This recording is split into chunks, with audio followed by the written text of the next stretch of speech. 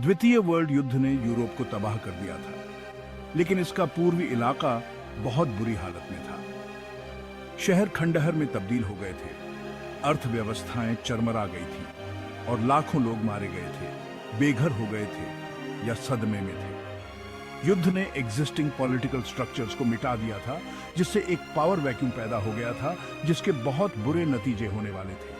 पीछे हटते हुए नाजियों ने इंफ्रास्ट्रक्चर को नष्ट करके और संसाधनों को लूटकर और भी दुख दिए। इस अराजकता के बीच आम लोग जीने के लिए संघर्ष कर रहे थे। भोजन और आश्रय दुर्लभ थे और बीमारी बड़े पैमाने पर फैली हुई थी। युद्ध ने परिवारों और समुदायों को तोड़ दिया था, जिससे गहरे मनोवैज्ञानिक घाव हो गए थे। युद्ध से पहले का सामाजिक क्रम खत्म हो गया था, जिससे अनिश्चितता और एक नई शुरुआत की चाहत दोनों पैदा हुई।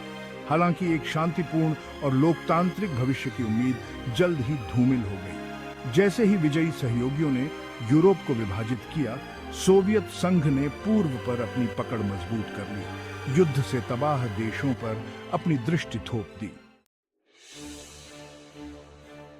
जोसेफ स्टालिन के नेतृत्व में सोवियत संघ ने नाजी जर्मनी को हराने में महत्वपूर्ण भूमिका निभाई थी। उनकी सेनाओं ने पूर्वी मोर्चे पर लड़ाई का खामियाजा भुगता था। उन्होंने अकल्पनीय बलिदान सहे थे। जैसे ही युद्ध समाप्त हुआ, सोवियत सैनिकों ने पूर्वी यूरोप के अधिकांश हिस्से पर कब्जा कर लिया। कई लोगों ने नाजी अत्याचार से मुक्तिदाता के रूप में उनका स्वागत किया। हालांकि मुक्ति ने जल्द ही नियंत्रण का एक नया रूप ले लिया। स्टालिन ने पूर्वी यूरोप को एक बफर जोन के रूप में देखा, सोवियत सुरक्षा के लिए आवश्यक और अपने प्रभाव का विस्तार करने का अवसर। कम्युनिस्ट पार्टियां, जो अक्सर युद्ध से पहले छोटी और हाशिए पर थीं, अब सत्ता में स्थापित हो गई थीं, सोवियत सैन्य शक्ति द्वारा समर्थित। लोकतांत्रिक प्रक्रियाओं को दबा दिया गया और विरोध को बेरहमी से खामोश कर दिया गया। दिखावटी मुकदमे, कारावास और फांसी आम बात हो गई, क्योंकि स्टालिन ने अपने अधिकार के लिए किसी भी संभावित खतरे को खत्म करने की कोशिश की। द आयरन कर्टन गिर चुका था, जिसने यूरोप को दो भागों में बांट दिया था। सोवियत समर्थित शासन के साथ पूर्वी यूरोप ने एक आमूल परिवर्तन अंडरगॉन किया। निजी संपत्ति जब्त कर ली गई और सामूहिक कृषि शुरू की गई, अक्सर विनाशकारी परिणामों के साथ। केंद्रीकृत योजना ने बाजार तंत्र का स्थान ले लिया, जिससे कमी और आर्थिक अक्षमता पैदा हुई। सोवियत विचारधारा के अनुसार सामाजिक और सांस्कृतिक जीवन को भी नया रूप दिया गया। शिक्षा का राष्ट्रीयकरण कर दिया गया और उसे मार्क्सवादी लेनिनवादी सिद्धांत से भर दिया गया। मीडिया को कड़ाई से नियंत्रित किया गया, जो कम्युनिस्ट पार्टी के मुखपत्र के रूप में कार्य करता था। धर्म, जिसे नास्तिक राज्य के लिए खतरा माना जाता था, को सताया गया था। कठिनाइयों और दमन के बावजूद बहुत से लोगों ने समाजवादी परियोजना को अपनाया, ये मानते हुए कि यह एक अधिक न्यायपूर्ण और न्यायसंगत समाज के लिए मार्ग प्रदान करता है। हालांकि अन्य लोग स्वतंत्रता और लोकतंत्र के लिए तरस रहे थे। उनकी आवाजें गुप्त पुलिस के लगातार मंडराते खतरे से दब गई थीं। Section 4, behind the iron curtain, life in the second world. शीत युद्ध के दौरान सोवियत संघ और पूर्वी यूरोप में उसके सैटेलाइट स्टेट्स का वर्णन करने के लिए सेकेंड वर्ल्ड शब्द का उदय हुआ।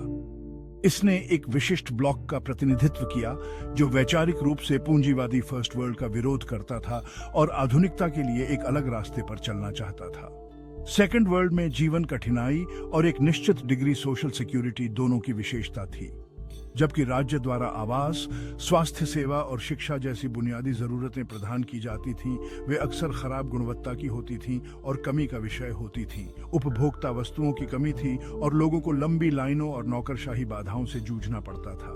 यात्रा प्रतिबंधों ने पश्चिम के साथ संपर्क को सीमित कर दिया, जिससे अलगाव की भावना मजबूत हुई। सीमाओं के बावजूद सेकेंड वर्ल्ड ने विज्ञान, प्रौद्योगिकी और संस्कृति में भी महत्वपूर्ण उपलब्धियां देखी।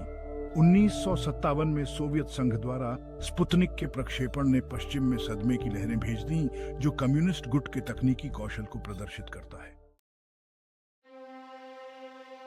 Section 5, a complex legacy, the enduring impact of Soviet rule. पूर्वी यूरोप में सोवियत प्रयोग का 1989 में अचानक अंत हो गया, क्योंकि पूरे क्षेत्र में क्रांतियों की एक लहर दौड़ गई। जिससे कम्युनिस्ट शासन का अंत हो गया और लोकतंत्र और बाजार सुधारों का एक नया युग शुरू हुआ। हालांकि सोवियत शासन की विरासत जटिल और कंटेस्टेड बनी हुई है। एक ओर सोवियत युग ने आर्थिक ठहराव, पर्यावरणीय क्षरण और व्यापक सामाजिक आघात की विरासत को पीछे छोड़ दिया। साम्यवाद के पतन ने भ्रष्टाचार, अक्षमता और मानवाधिकारों के हनन की सीमा का खुलासा किया, जो इन शासनों को प्लेग्ड करता था।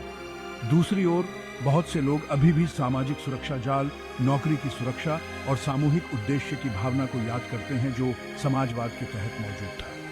लोकतंत्र और पूंजीवाद में परिवर्तन चुनौतियों से भरा रहा है, जिसमें आर्थिक असमानता, सामाजिक अव्यवस्था और राष्ट्रवाद का उदय शामिल है। सोवियत शासन की विरासत आज भी पूर्वी यूरोप के राजनीतिक, आर्थिक और सामाजिक परिदृश्य को आकार देती है। Section 6 conclusion, reflections on a tumultuous era. द्वितीय वर्ल्ड युद्ध के बाद के दशक पूर्वी यूरोप के लिए गहन परिवर्तन का समय थे। यह क्षेत्र युद्ध की राख से उभरा और स्वतंत्रता और आत्मनिर्णय के लिए एक नए संघर्ष में ड्रॉन हो गया। सोवियत प्रयोग, जबकि अंततः असफल रहा, इस क्षेत्र के इतिहास, संस्कृति और पहचान पर एक अमिट छाप छोड़ गया। आज पूर्वी यूरोप के सामने आने वाली चुनौतियों और अवसरों को समझने के लिए इस जटिल और अक्सर दुखद अवधि को समझना आवश्यक है। अतीत से सीखे गए सबक एक अधिक न्यायपूर्ण और समृद्ध भविष्य के निर्माण में लोकतंत्र, मानवाधिकारों और कानून के शासन के महत्व